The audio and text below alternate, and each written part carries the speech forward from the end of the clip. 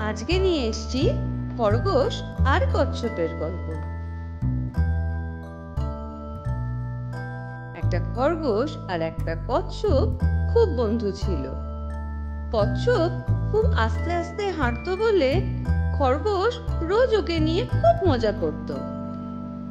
একদিন খরগোশ কচ্ছপকে বলল, তুই আমার সাথে দৌড়ানোর প্রতিযোগিতা করবি?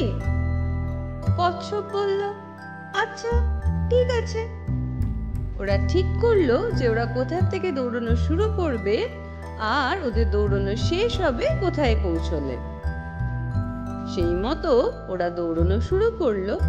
আর দৌড়ানো শুরু করতেই খরগোশ অনেক দূরে এগিয়ে গেল আর কচ্ছপ পিছিয়ে রইল অনেকটা। খরগোশ তখন ভাবলো, আমি তো অনেক জোরে দৌড়াই, কচ্ছপ আমাকে কিছুতেই হারাতে পারবে না। এই ভেবে ও একটা গাছের তলায় গিয়ে ঘুমিয়ে পড়ল।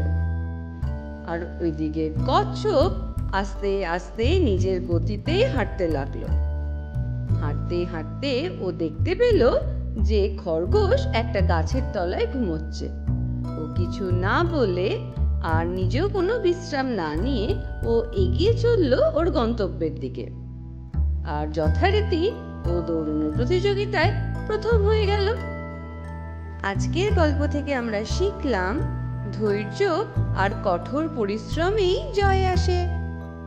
তোমাদের যদি আজকের গল্পটা ভালো লেগে থাকে তাহলে অবশ্যই লাইক করো আর তোমার বন্ধুদের সাথেও শেয়ার করো। আমাদের সাবস্ক্রাইব করতে ভুলো না কিন্তু। পরে আবার আসবো অন্য একটা নতুন গল্প নিয়ে তোমাদের জন্য।